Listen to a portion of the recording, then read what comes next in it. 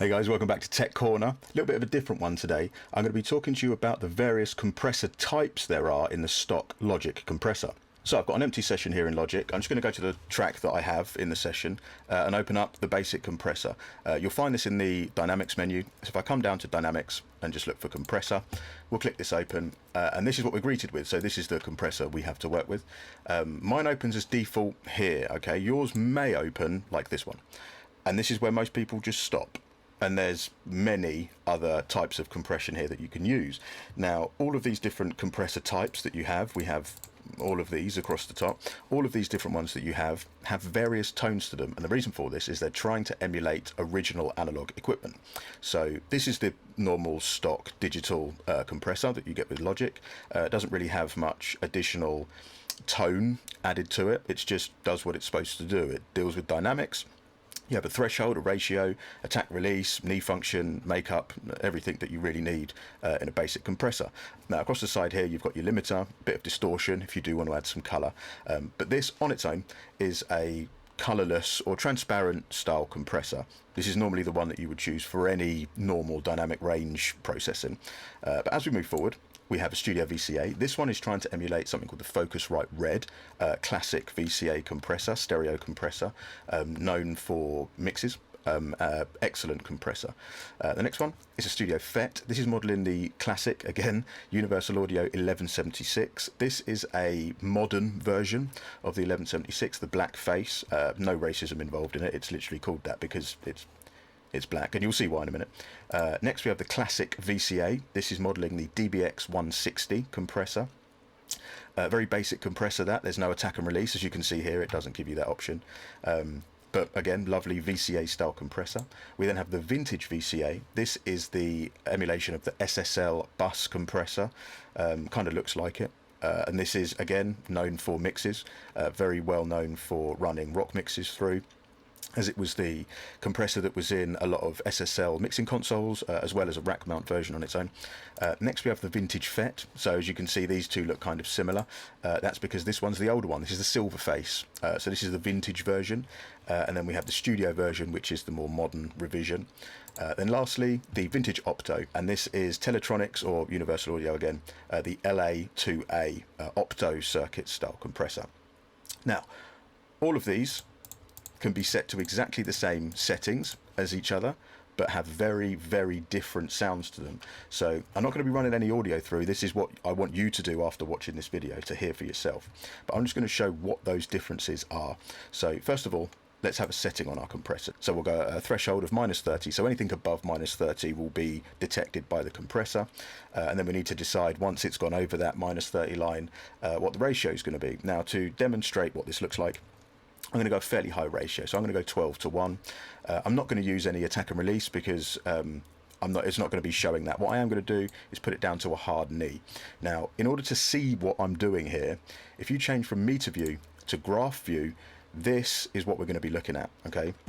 So as you can see, if I make the knee, I change the knee here, this section, this is basically where the input signal meets the threshold. So when is the compression going to be detected? With a soft knee, you can see that it's smoothed over. So even before your -30, it starts to compress before, giving you a bit of a smoother, more transparent compression characteristic. If we have it on hard knee, nothing happens. There's no compression at all until that threshold line is breached.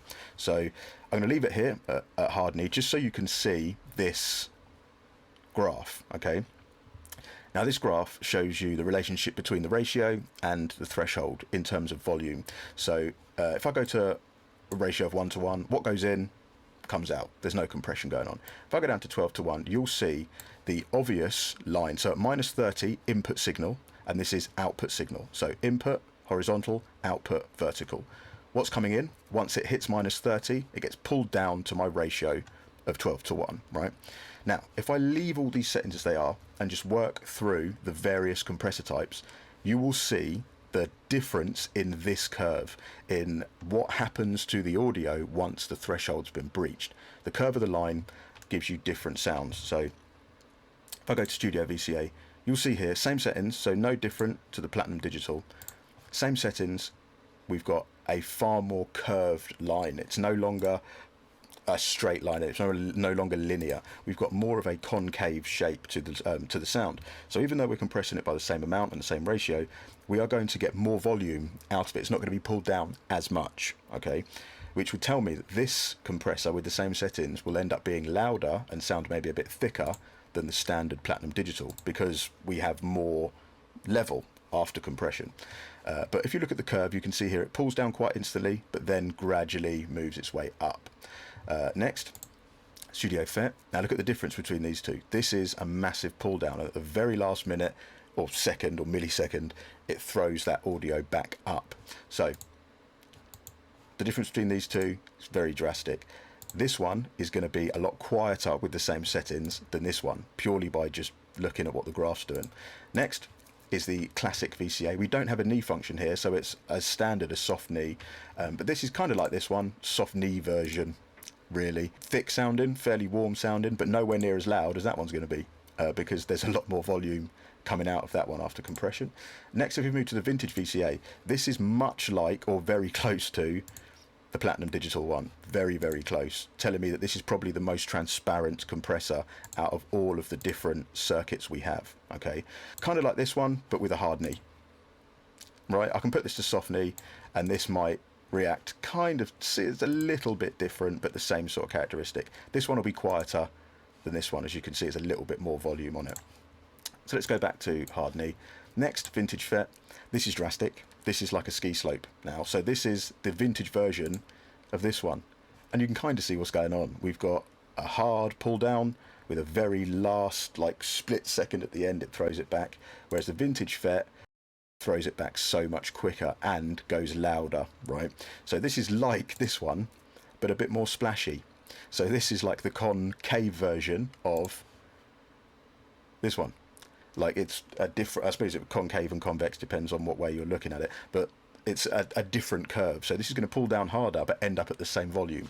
More splashy, less thick, more compressed and then splashy. Excellent if you want a pumping sound, if you want your drums to be a bit more splashy and give them a bit more excitement. Then lastly, the vintage Opto. The reason I like this so much, because it's got the volume of this one and sort of less of a curve than that one. So do you see what I mean? It's like a mixture of all three of them and the good bit. So it's not overly fat like this one is, but it ends up being close to that fat, over time smoother.